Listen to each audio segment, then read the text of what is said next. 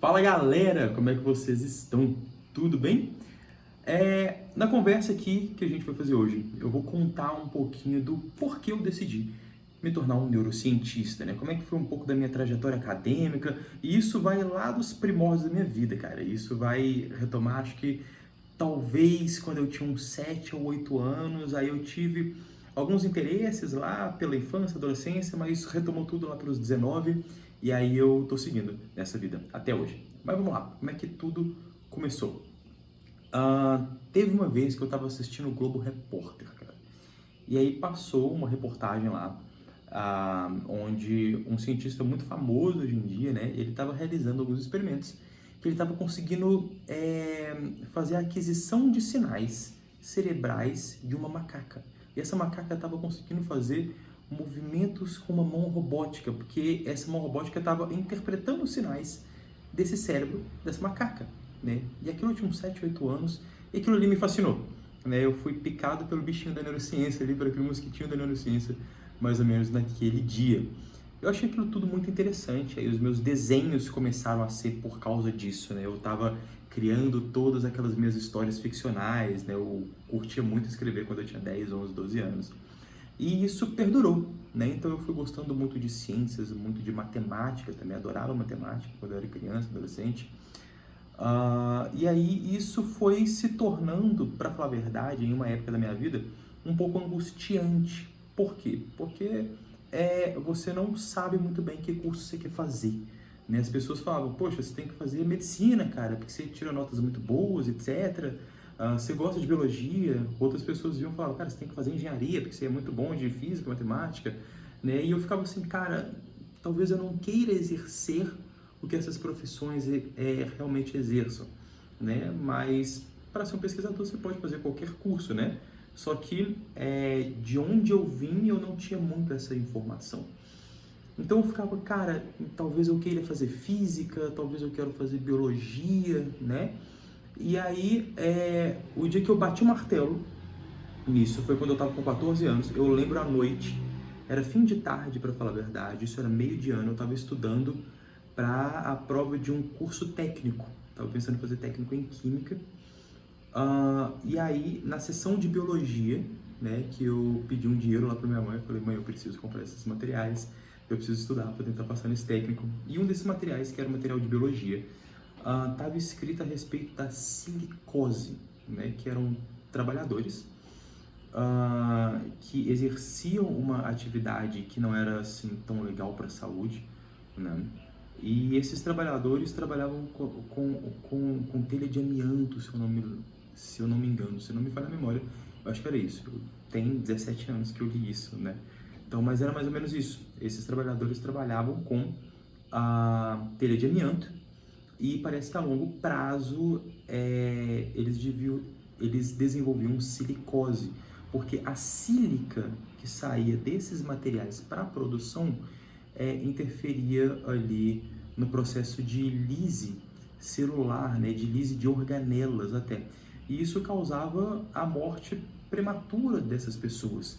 E aquilo me causou uma revolta, uma indignação assim tão grande que eu falei, cara, eu preciso dedicar minha vida para ajudar pessoas mesmo, né? Eu preciso descobrir formas, eu preciso fazer qualquer coisa para que eu possa salvar vidas de pessoas que estão, inclusive, trabalhando, né? Aquilo me gerou uma revolta muito grande, num bom sentido, né? Então, eu escolhi ali trabalhar com biologia, né? Eu só ainda não tinha decidido se era biologia de fato ou algum outro curso de saúde.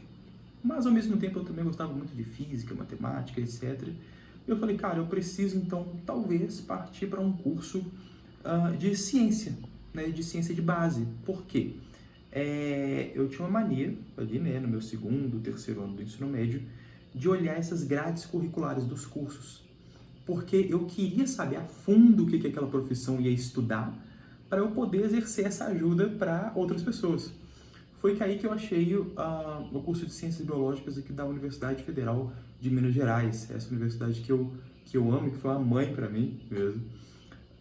Então eu achei o curso de Ciências Biológicas lá, que era assim, simplesmente incrível e abarcava tudo que eu queria. E eu decidi, né, fazer esse primeiro vestibular. Eu não tinha muita condição financeira na época, Então, assim, foi escola pública, sem cursinho, então vamos com a cara e com a coragem. E aí foi assim, foi na trave, bateu 2 vezes na trave, assim, e foi para fora. Essa foi a primeira vez que eu tinha feito o Enem, né? Na segunda vez que eu fiz o Enem, eu consegui passar. Então, eu entrei para o curso de Ciências Biológicas, né? Estava aí com 19 anos. Mas antes disso, né? Nesse um ano e meio entre o final do meu ensino médio e a entrada lá para o UFMG, eu fiz um pouco de fonoaudiologia, né? Em uma universidade particular.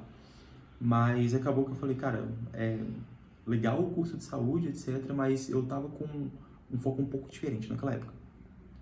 Beleza, entrei no curso de Ciências Biológicas aos meus 19, fui até os meus 23, 24, porque eram 9 períodos ali. Durante a minha graduação, eu trabalhei, né, mas assim, não foi todo o tempo, foi só durante uns 3 ou 4 períodos e durante 5 horas por dia, né, então isso me possibilitava fazer disciplinas isoladas lá da matemática, do departamento de ciência da computação, e isso foi fazendo com que eu fosse direcionando meu curso de ciências biológicas de uma forma computacional, né? Então a minha biologia, ela não foi aquela biologia que a gente está muito acostumado, né? Tipo assim, bicho, planta, ecologia e etc, né? Ela foi pro lado da saúde e foi com ferramentas computacionais ainda. Então eu comecei a trabalhar ali com o que eu já queria, né? Com o que eu gostava muito desde talvez os meus 7 anos de idade, que foi com neurociência computacional. E aí, nesse meu trabalho de conclusão de curso, eu fiz uma simulação computacional, né? Então eu simulei dentro do computador como seria a atividade elétrica de uma pessoa com epilepsia ao receber alguns tratamentos elétricos, tá bom? Então, em vídeos posteriores eu vou explicar como que foi isso e como que essas pesquisas são usadas até hoje e tem sido, assim, incríveis os resultados, mas é coisa para outros vídeos. Depois disso, eu decidi fazer o meu mestrado, né? O meu mestrado foi em neurociência também, na área de neurociência computacional. Só que a gente teve que mudar um pouquinho no meio do caminho o que eu estava fazendo. Por quê? Pandemia, né? Então a gente tinha um projeto todo estruturado, chegou a pandemia e a gente falou, cara, a gente não sabe se isso vai durar 1 ou 2 meses ou se vai durar tipo uns 2 anos.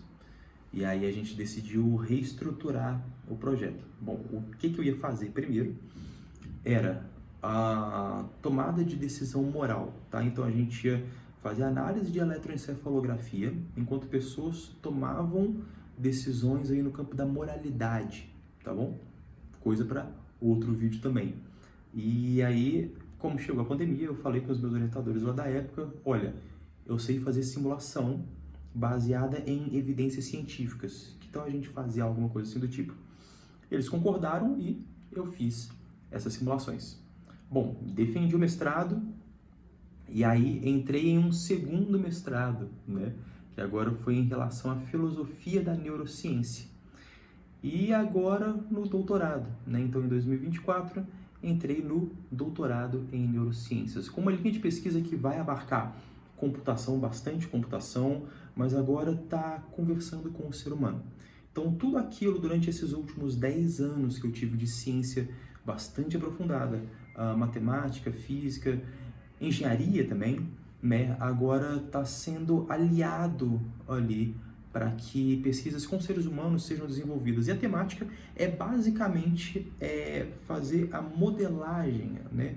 Ou seja, colocar em termos matemáticos a atividade elétrica que acontece tanto em transtornos psiquiátricos quanto em epilepsia. E talvez, né, se a nossa hipótese estiver certa, encontrar um common ground entre isso tudo, né? Será que existe um terreno onde a epilepsia e os transtornos psiquiátricos estejam conversando de forma quantitativa, né? Será que existe um substrato onde a gente possa, talvez, encontrar esse common ground entre os dois, né?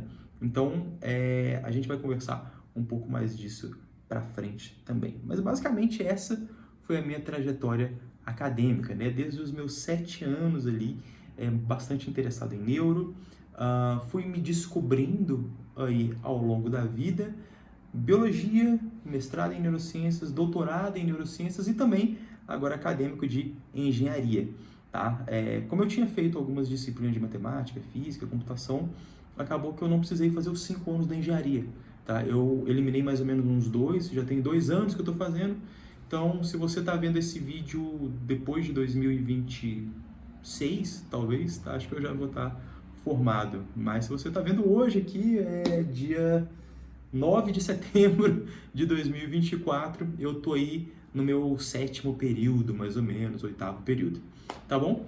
Então, o que a gente pode talvez tirar de lição com isso também? Cara, é extremamente importante a gente munir as nossas crianças com boas influências, né? Então, assim, eu posso levantar a mão pro alto porque eu tive uma mãe que me influenciou muito com esse tipo de coisa, né? Então, assim, era livro de ciência, era dinossauro, era isso e aquilo, tudo, né? Então, não era uma coisa pesada, claro, né? Era uma coisa lúdica.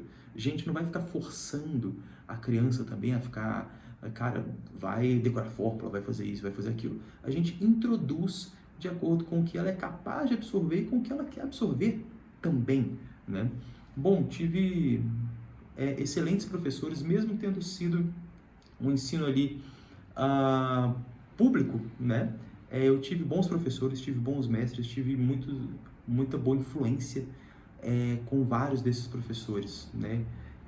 Guardo com muito carinho alguns que eu tive no ensino fundamental, no ensino médio também, né? Então, eu acho que vale isso, né? Vale a gente tentar incentivar da melhor forma que a gente puder crianças, adolescentes, para que eles possam se descobrir, é claro, né? Então a gente apresenta um leque de opções e sempre da forma que talvez a gente tente encostar ali no que eles vão mais gostar, né? E ensinar de forma apaixonada, porque a gente se apaixona por aquilo que a gente ouve alguém falando de forma apaixonada, né? Então, cara, quando você ouve alguém da ciência falando, é apaixonante, porque geralmente o cara da ciência, ele tá fazendo muito aquilo por amor, principalmente se for aqui no Brasil, porque a remuneração não é lá grandes coisas, mas essa pessoa gosta do que faz. Então, goste do que você faça. Se você quer influenciar o seu filho, a sua criança, o seu sobrinho, os seus